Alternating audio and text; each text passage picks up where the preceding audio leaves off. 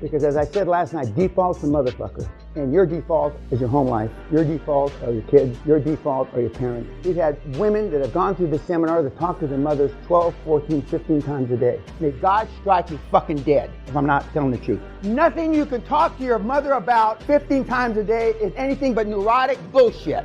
And she wasn't dying of cancer or anything. No. She was alive. She was about a 225-pound tub of shit, the mom was, that had to talk to her daughter every 45 minutes, more or less. Now, some of you in this room talk to your parents, maybe not 15 times a day, but there's nothing you can talk about them daily even.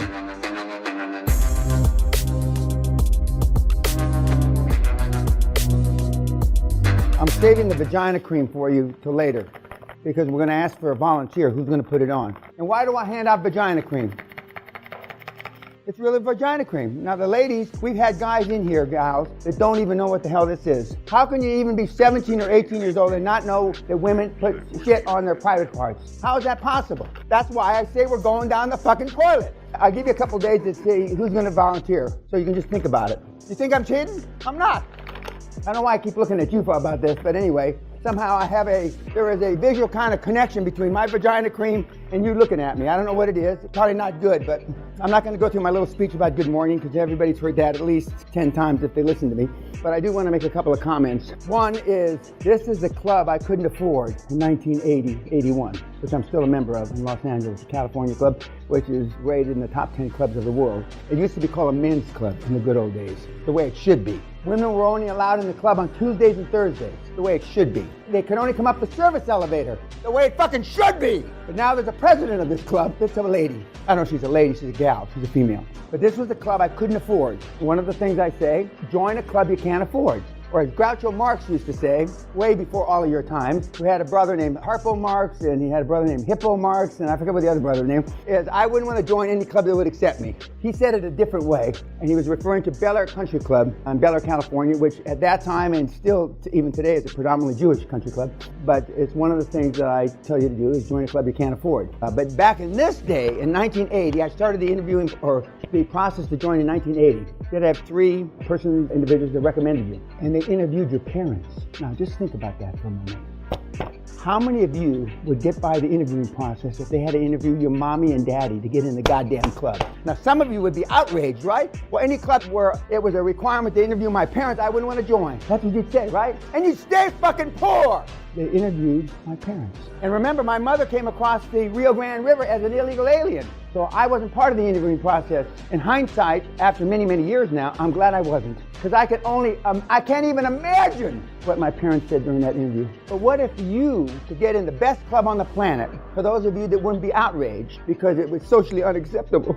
Can you just imagine for a micro fucking second what your parents they had 25 questions. To this day, I don't know what the questions were.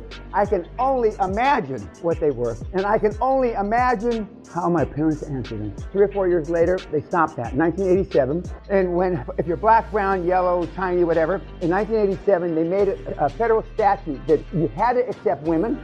You had to accept people of color. 1987, federal statute. So whenever I get into a room with high-profile people that are minorities, of color, whatever, I always say, you got it in 87, didn't you? So far, to date, I know somebody on YouTube is going to correct me. Not one goddamn person has ever told me they got in before 1987, when the federal government made them accept them. I got it in 81. Thank you, Edward. I got it in 81 because they really wanted me as a member. And I poked the black guys in the eye, and I poked the Chinese in the eye, and I poked the bitches, the women in the eye for that, because I got in 6 years ahead of the curve, and I'm still a member. Now you need 7 to recommend you, because since 87, they can't, or they don't, or they won't interview your parents. And most of the clubs that you can't afford have variations of membership. If you're under 25, if you're under 30, if you're under 40, I don't think there's any if you're under 50. And you pay a different rate, but then when you reach 40, you have to catch up with, if it was 25 or 50 grand at 40, and you only paid 5 grand at 25, you have to catch up when you're 40, because they're assuming that you will make more than enough money if you use use the club right. And the irony is, you're not supposed to talk business in the club.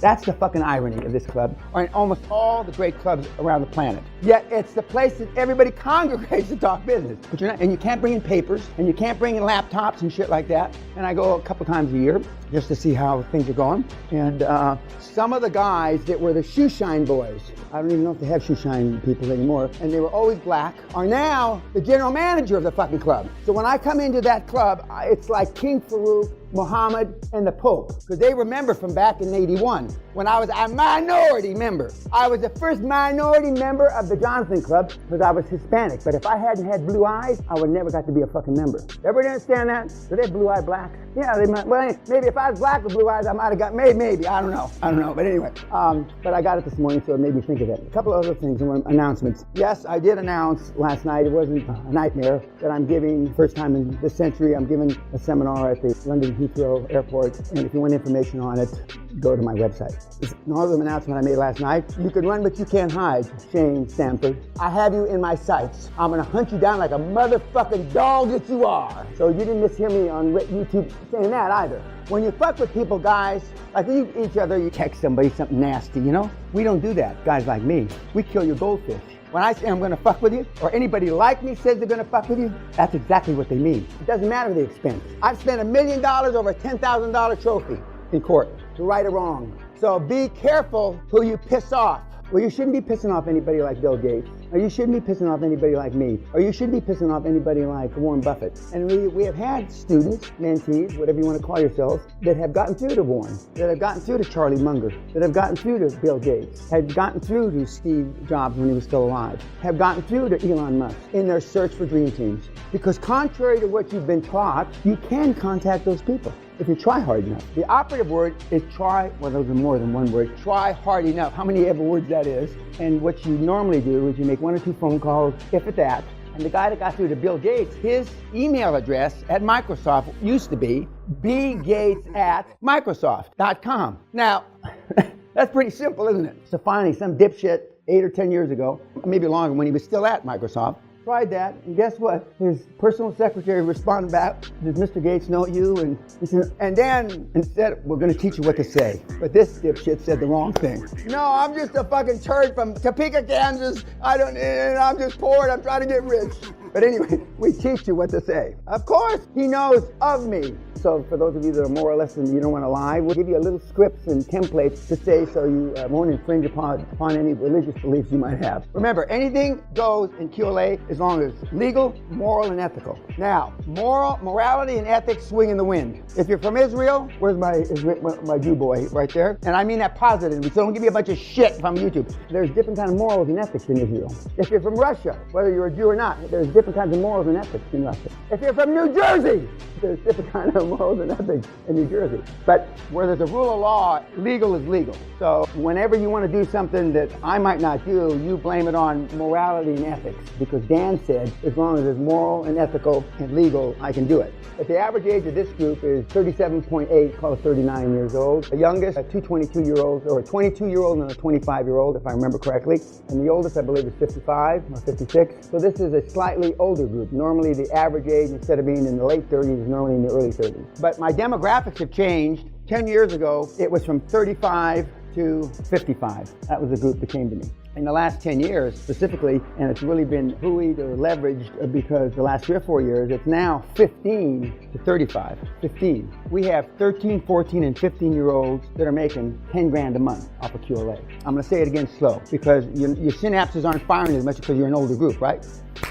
13, 14, 15-year-olds making 10, 12, 15,000 a month. I'm going to show you a slide in a little bit, and I mentioned him last night, a guy from South Africa who read about me somehow in a nightmare. He saw me on January 4th or 5th on YouTube. He followed me, and on May 21st or 22nd, he did a deal that he netted, and he put $13 million in his bank account, and he sent me the bank statements, and I verified all the shit from beginning of January to the more or less the end of May. He's never met me, other than I verified who the fuck he is. He has never been here, and he's only participated vis-a-vis free material on the internet. What do you attribute the change instead of rapid? Because when you and I were kids, or for the guys that are, let's say, mid-40s or older, when your parents talk shit to you, you just put your head down if you wanted to stay at home. You put your head down and you didn't say anything. You didn't say, Dad, you're full of shit. You know, you didn't say that. Okay, I certainly didn't. My dad believed in spare the rod, spoil the child. When he told me to stand here, I would stand here, short of a tsunami knocking me fucking down. I wouldn't move for hours or days because I knew what was in for me if I did something my dad didn't want me to do. Now, the kids get talked to by their parents and they Google fuck it.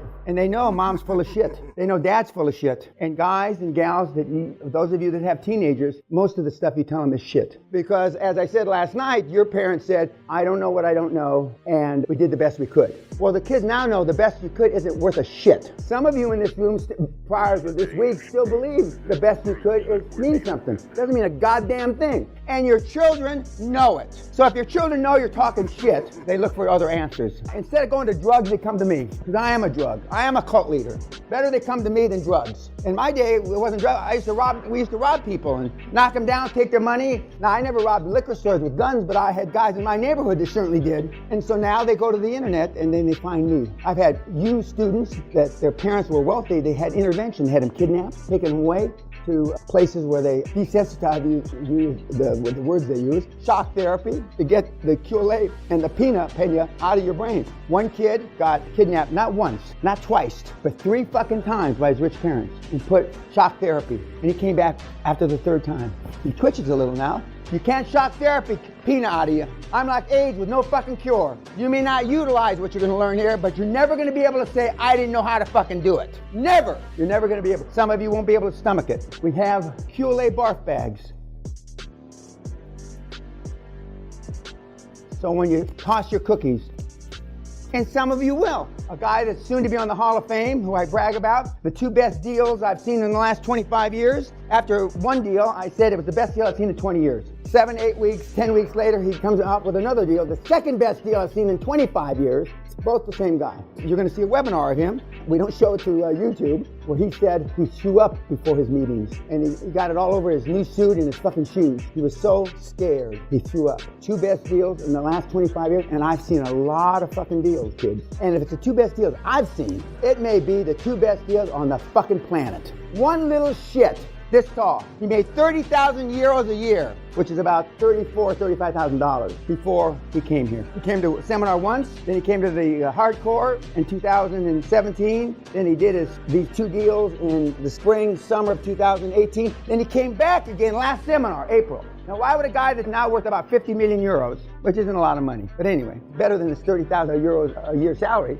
why would he come back yet again? Because as I said last night, default's a motherfucker. And your default is your home life. Your default are your kids. Your default are your parents. We've had women that have gone through this seminar that talk to their mothers 12, 14, 15 times a day. May God strike me fucking dead if I'm not telling the truth. Nothing you can talk to your mother about 15 times a day is anything but neurotic bullshit. And she wasn't dying of cancer or anything. No. She was alive. She was about a 225-pound tub of shit, the mom was, that had to talk to her daughter every 45 minutes, more or less. Now, some of you in this room talk to your parents, maybe not 15 times a day, but there's nothing you can talk about them daily even. On that happy note, YouTubers, thank you. All the questions are answered on my website. Don't be calling the fucking office about the seminar in January, please. Based on yesterday's, I'm gonna go over the stats of yesterday's open call that we had, Ask Dan. But preliminarily, and what my crack staff tells me, that the results were good. Isn't that right? In fact, they were outstanding. And when I tell you it's going to start at 2 o'clock UK time, and you get on the call at 2:56, and the call's only going to be an hour long, don't bitch to me that you missed the fucking call. We got a bunch of complaints that I was only on the call 7 minutes, 11 minutes. Well, if you had got up out of your fucking bed, because it's 2 o'clock in the afternoon here in Los Angeles at 6 in the morning. So don't bitch to me you missed the call. Okay, YouTube, thank you.